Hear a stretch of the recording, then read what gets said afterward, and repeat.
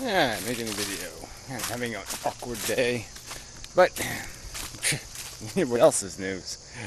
Ugh, life is just so weird. Anyway, so the subject is this idea of we don't know enough. Yeah, I know, I've been in there and done that. So maybe I'll have something new to add.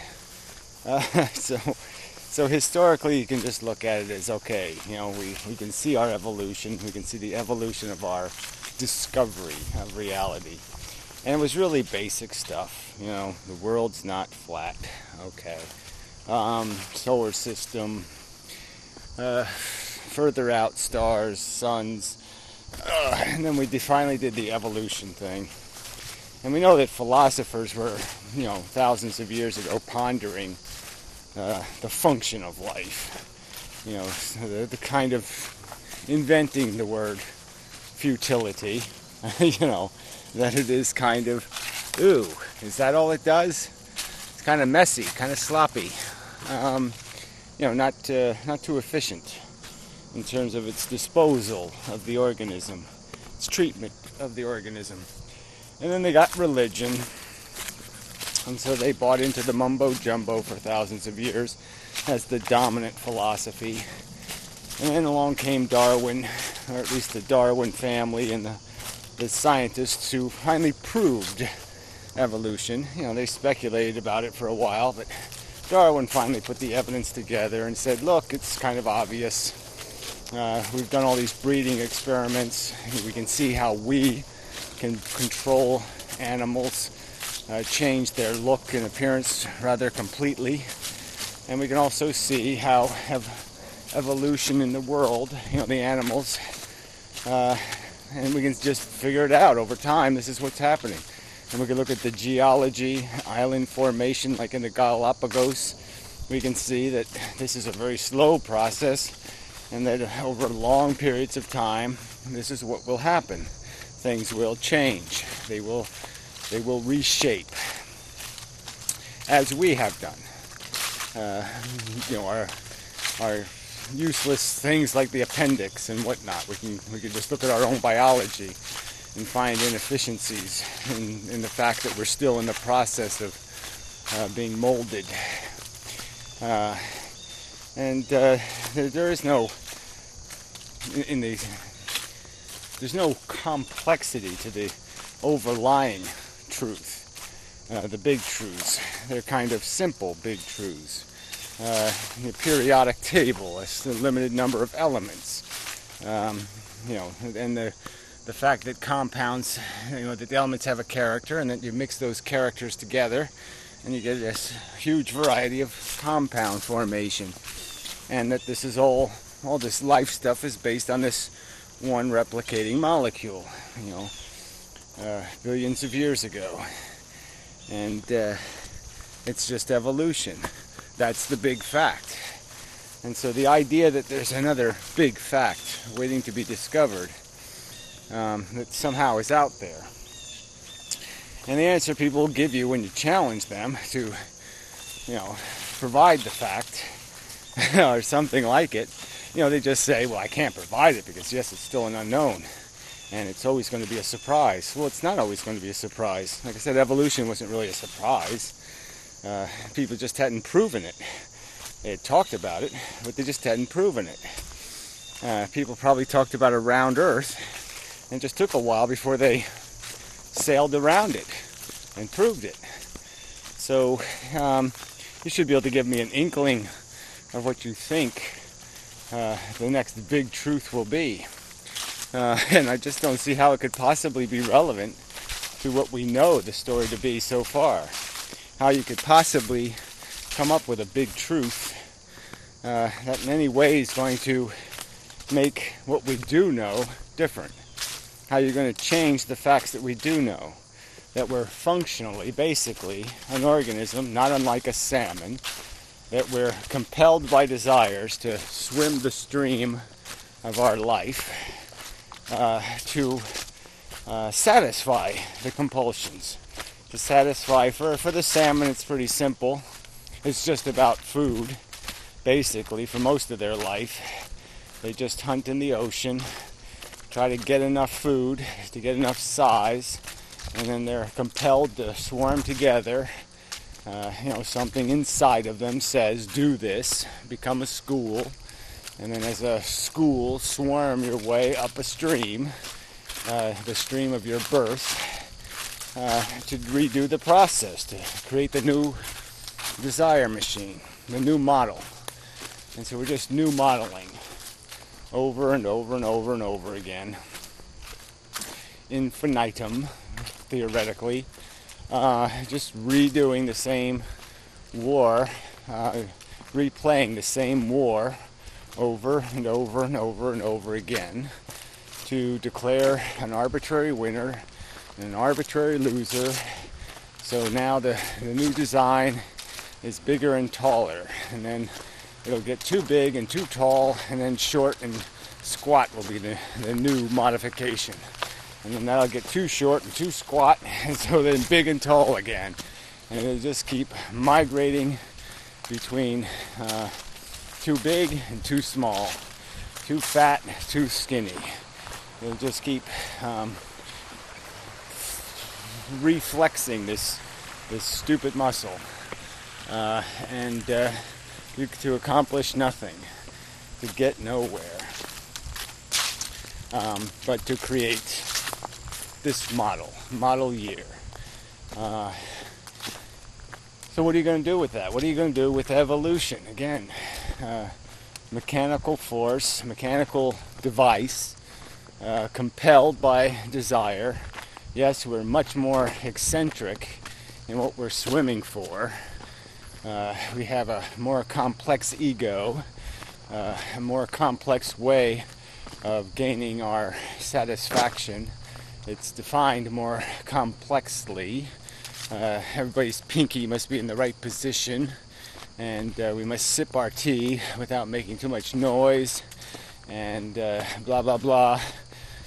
We have a different kind of peacock feather, but it's still peacock feathers. Still the same gameplay, the same do your path walking, obtain your Pac-Man power points to get to your little pots of gold that'll last about a week, and then you'll be saying, where you'll be looking again for something more, something bigger, something better, because you're made to be a machine that swims, a machine that plays the game.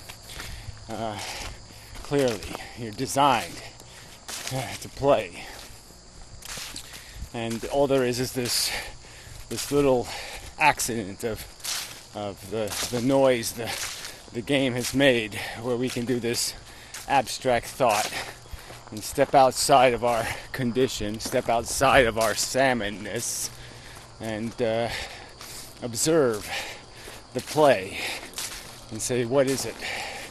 What is its nature? And we can answer the question. Its nature is consumption, reproduction, cannibalism, addiction.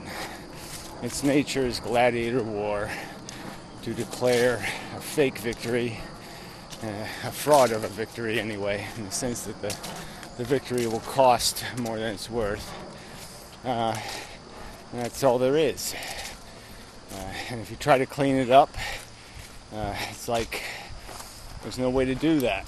It's like trying to take the suffering out of all of our pleasures. They all contain some element of this carnage. And if you take away the carnage, you take away the competition, you take away the bloodlust. And people won't find it tasty. That'll take the flavor out of their meal. And that's the nature of the animal, is beastly. Another one of these facts you're not going to contextualize with any new information. The universe knows we're here. It cares. It thinks there's something going on. We're just the embryos of something great and magnificent. Yeah, right. It's not in the cards.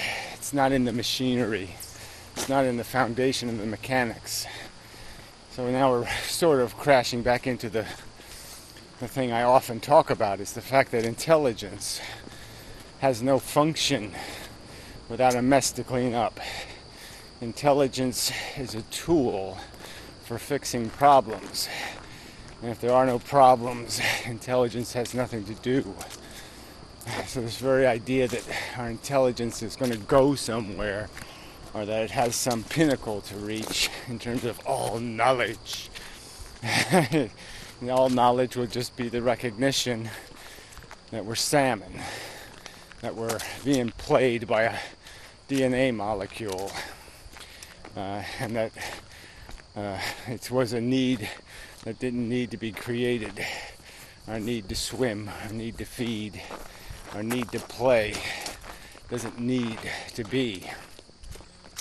And it only creates a mess that intelligence must somehow try to figure out how to umpire, try to figure out how to, in some sort of utilitarian manner, correct for the waste, to try to prevent the Fukushima, prevent the accidents, prevent the harm.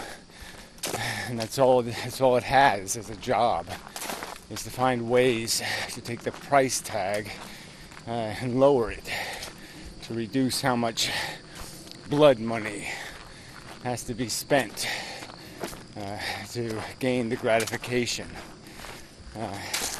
That's all intelligence is going to do. Intelligence is going to inform you. The more intelligent you get, the more you're going to see that the only function of intelligence is to inform you that the simple solution is not to make messes. Don't break it, and your intelligence won't have to fix it. There's no good game to play because the universe has no built-in game-playing mechanism. It doesn't need. You need. You're the creator of the problem that needs resolution, that needs satisfaction. Any perception of purpose and accomplishment and function is just a perception. It's not in the facts. It's not in the truth. The truth is obviously dismal. Replicating molecule using disposable, precious consciousnesses as tools to eccentrically remodel, reform the game players in no direction. There's no direction here. There's nowhere to go. Even our intelligence is kind of a slanted sideways direction. We're the only beasties that fell upon this abstract intelligence because it has no practical utility. It's not a game player's intelligence. Intelligence is essentially a game ender. Intelligence will not give you, knowledge to play the game. It'll give you the knowledge not to. It'll give you the insight to know it's too messy to play with. It's too dangerous a bomb. It's too stupid an addiction. It's too unresolvable a problem because the problem doesn't have any function. There's no purpose in creating it. Likewise, there's no purpose in resolving it through creation of more problems. You can't feed this thing because it will always eat more than it will produce. It's just no game to play. I've said it, I'll say it again. You can't create something the universe needs. You can't create an intrinsic good. You can only create something good relative to a bad. You have to have the bad first. You have to have the problem and then the resolution. It's the only way to create a good is to first make something bad. You have to create the negative to manufacture the positive. And there's nothing rational in that behavior. Nothing at all. Oh, anyway, last day, pool gets covered today. Very sad. Horrible, horrible, horrible. Sad, sad. Horrible, horrible. Anyway, till next time. Last day. Damn. Yep. Oh. It's times like this, I wish I lived in Florida or something. I'm going to miss it. See you next year. Bye. Anyway, till next time. And such.